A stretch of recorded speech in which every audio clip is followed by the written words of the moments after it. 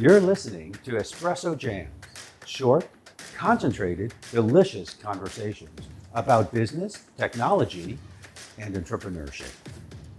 If you're just starting out on your business adventure or you're a seasoned business professional, I'm sure you'll find value in these short conversations. Espresso Jams is brought to you by Apexible, providing the tools, insights, and transformative structures to help you reach your business summit. I'm your host, Joe Matz. Let's get started. Hello, all. Another episode of Espresso Jams. And I am so happy today because I have a fantastic person from across the ocean, Chris Kolbe with Live to Dream. Hey, Chris, welcome to the show. Hi, Joe. Good to be with you. Thanks for the invite. It's great. It is fantastic to see you here. So tell me, Chris, where do you hail from today? So I'm in the sunny South Africa, near Cape Town, right to the south, and been born and been all my life in South Africa. Wow. And you're in the middle of summer. We're in the middle of winter up here in North America. Yes, it's a warm day today. We're pushing just over 40 degrees Celsius. Wow. That just sounds like a dream to me today because what we're experiencing. And speaking of dreams, your business is called Live to Dream. And that's with a two, Yes. the number 2 in the middle there. Is that right? Yes. That Yes. is a great name. How did you start doing what you do?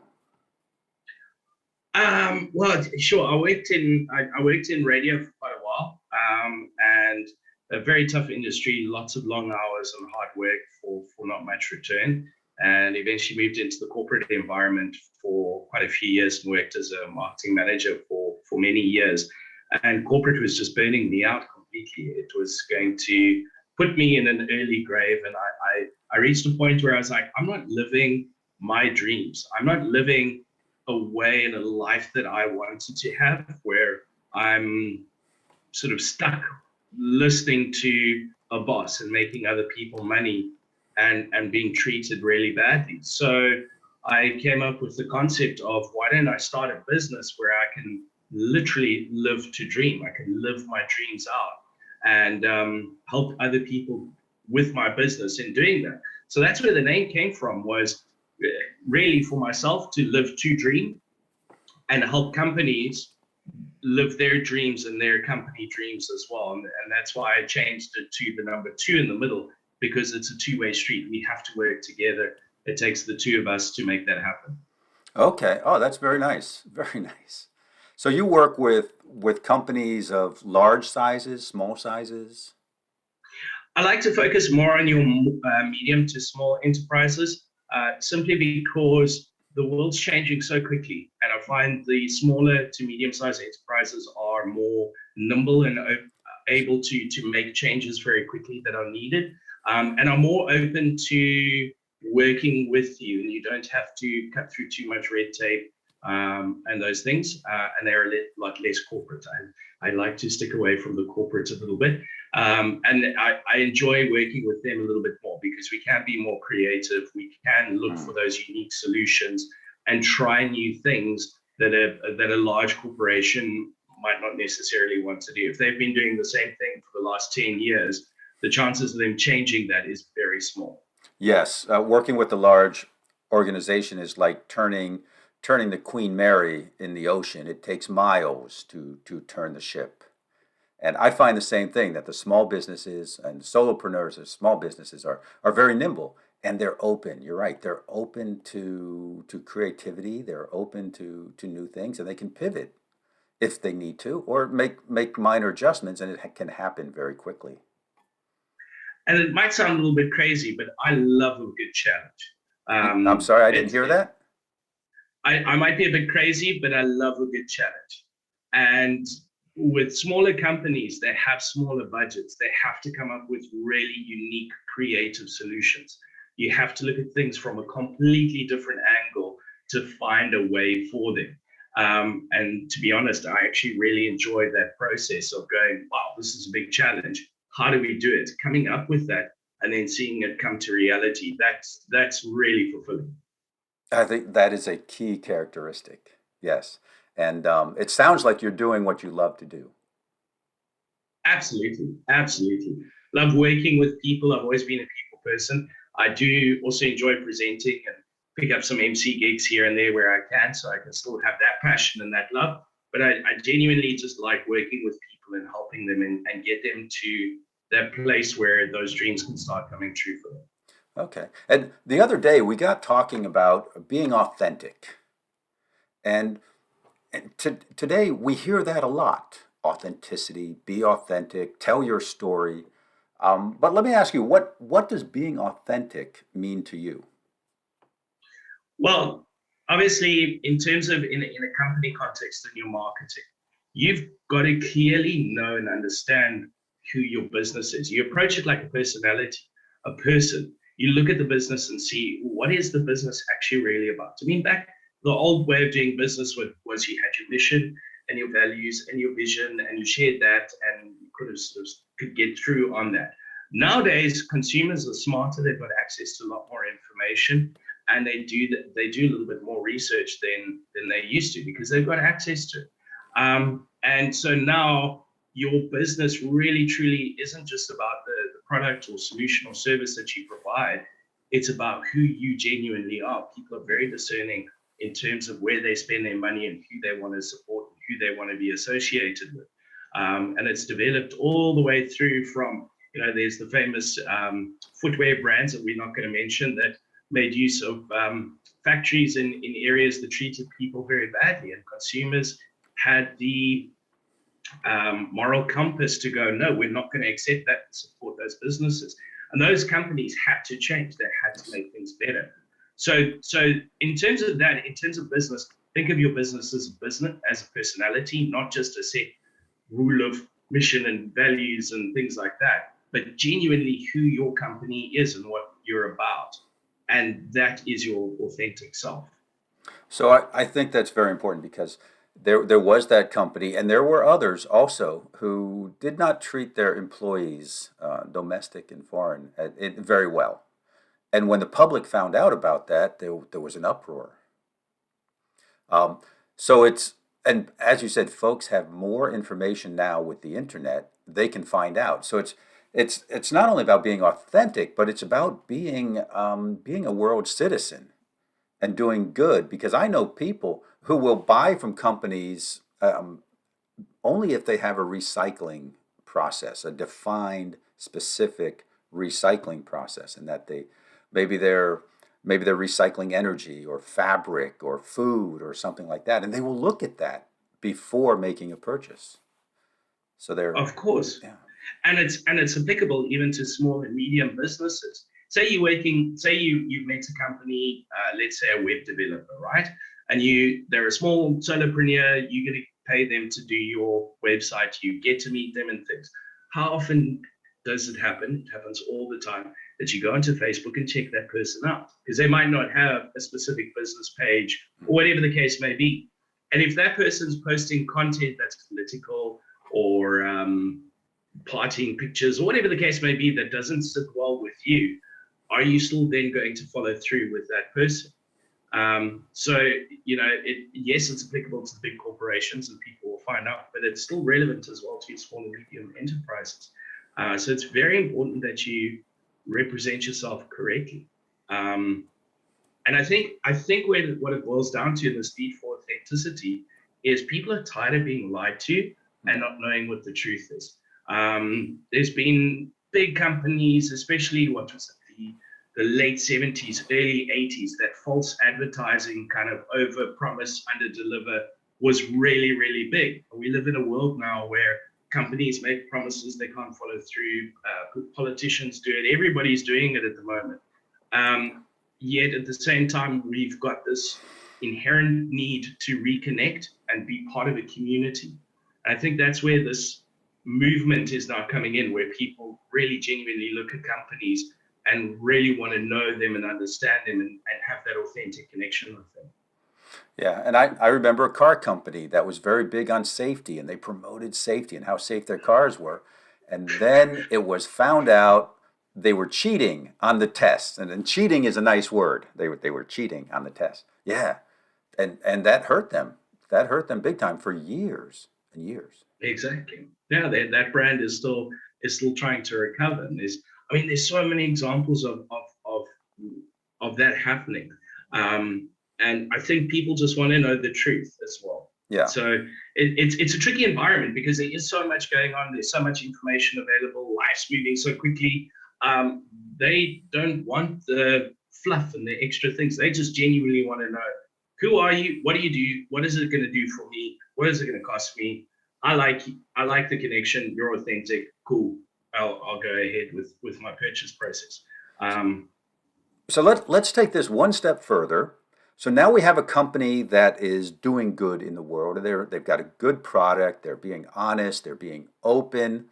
They have no problem sharing about their processes. Maybe they're recycling, things like that. What can they do to communicate that in an authentic way without bragging? Because we don't like people, oh, look at me, ha ha ha. Without bragging, but as a world citizen, how can they communicate that? Look, it boils down to walk the walk. That's what it is. If you are a company and you are doing that, people will notice and they will stand up. And one of the other subtle ways to do it is, rather, instead of talking about yourself, start initiatives to start helping other companies do it as well. Or you could flip it around and say, okay, so we're about this. We would like to enable our customers to become those world citizens and do it as well. So you can create tools or campaigns or something to empower them to be able to do it as well. So that way you're not blatantly in your face saying, oh, look at us, we're so amazing, we do this. You're highlighting it, but in a helpful, good way. So that reminds me a little bit of story branding, whereas you don't want to be the hero of the story. You want your clients, your prospects, your customers to be the hero of the story. Exactly. Yeah, I like Exactly. that. I like that very much. If you're doing good and you're a world citizen and you're helping to make the world a better place, why not help your clients? And can any industry do that, or would it have to be a particular industry? I think any company can do it. A simple example was a company I worked with in the agricultural sector. They employed people in a pack house. It's a very low paying job, not many skills required, literacy is very low, all of those things.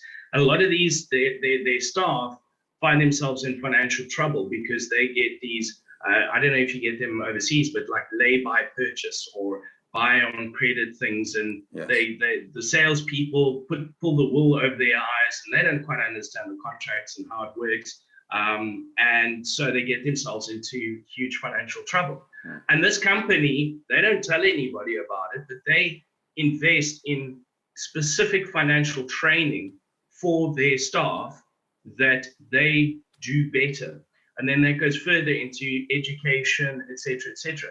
And the company benefits because at the end of the day, those employees and their children are more educated, better employees, and do well. Company starts making more money because they've got other things. And then they invest that money into community projects.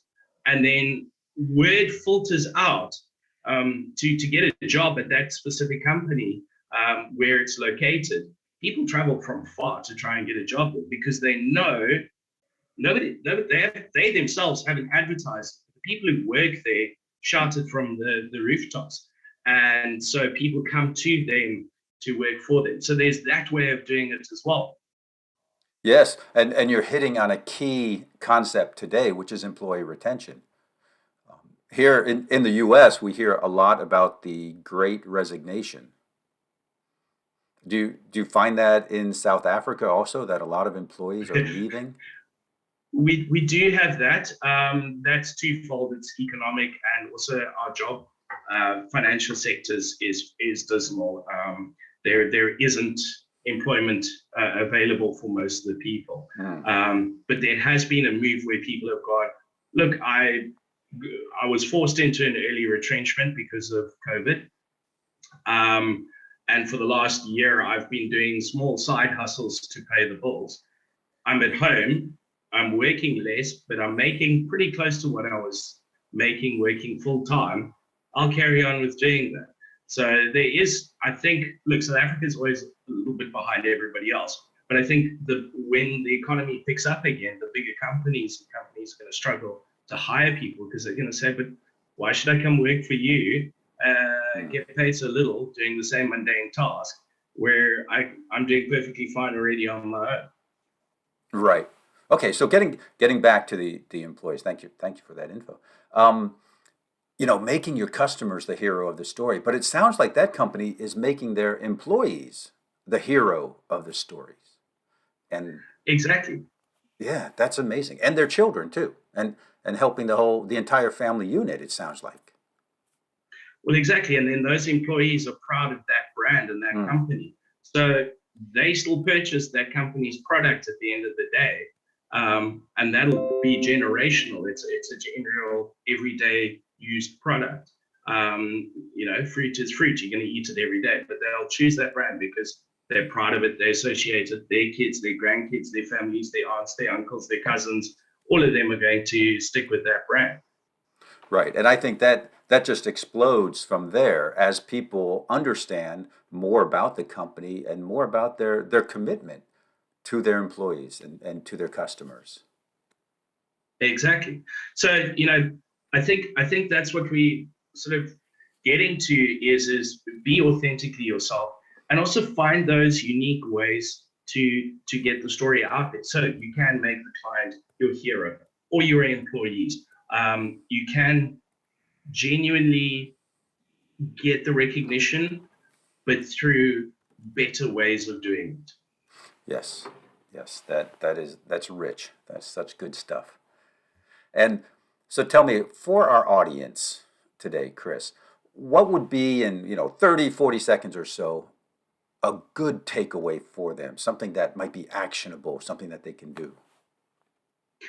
I think what it boils down to is look at your business as a person and genuinely write down who that is and be that. And a simple example is I'm very lucky. I'm an extroverted person. Put me in front of a camera and I'm a happy man. But say you're an introvert and you don't like that.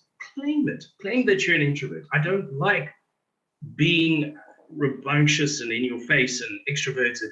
I like to be quiet in the corner and work and get things done. Whatever those factors are, make sure that you write it down and know it and understand it, and then you can authentically be yourself and claim who you are. Just claim it. Nobody's going to judge you.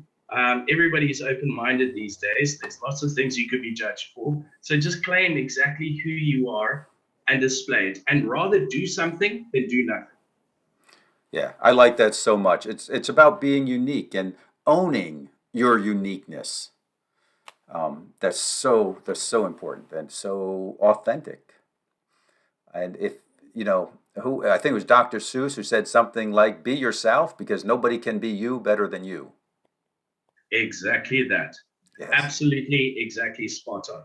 And if you're a solopreneur, it's a little bit easier. If you're a big corporation, that's why corporate culture is so important, because it helps define who your company is and authentically is. And it's very important to know from the top all the way down and communicate that clearly so that everybody knows where they fit in that culture and that sort of persona, if you could call it that. I really like the idea that you shared about consider your company or think of your company like a person and what their personality is and what their character is.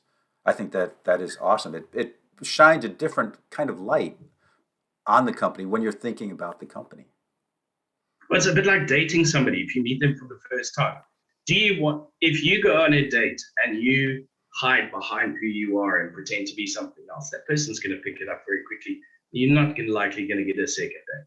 But And even if you do, they're dating someone who is not you. It's false advertising. It's eventually going to come out and not work out well. But if you're yourself and that person does come back for a second date, they'll stick around and they'll be there for a while because they've gotten to know you genuinely, you as your business genuinely, and then they're more likely to stick with you. Yes, yes, very good. And Chris, if someone wants to get in touch with you, wants to know more about you and what you do, what would be the best way for our audience to get in touch with you? So as a marketer, I'm absolutely terrible at marketing myself. I'm busy trying to update my websites and all my channels. The best way would be reach out with an email, chris@live2dream.co.za, and let's set up a discovery call. I'm very happy to network with people. Book 30 minutes with me. We get to know each other, and then we take it from there. Let's start the conversation, and we build from there. Okay, can you give us your website one more time, a little bit slower, please? Okay, so the email is chris@live2dream.co.za. You can look at my website. It's terrible. It's live2dream.co.za. Okay, very good. That's awesome. And yeah, guys, I'd recommend you all to get in touch with Chris. Great conversation, great guy. You will enjoy the conversation and pick up some nuggets. Chris, Fantastic. I really appreciate you being on the show today. It has been a great conversation. I really enjoyed it. Thank you for having me, and looking forward to having more conversations and connecting. As do I. Bye now. Bye-bye. Bye. Thank you for listening to Espresso Jams. If you like what you heard, please subscribe on your preferred channel and never miss another episode. If you'd like more business tips on technology, entrepreneurship, and doing better, you can find me on LinkedIn at Joe Matz, that's JoeMatz, or go to my website, apexable.com. That's apex-able.com. I'm your host, Joe Matz, wishing you an awesome day.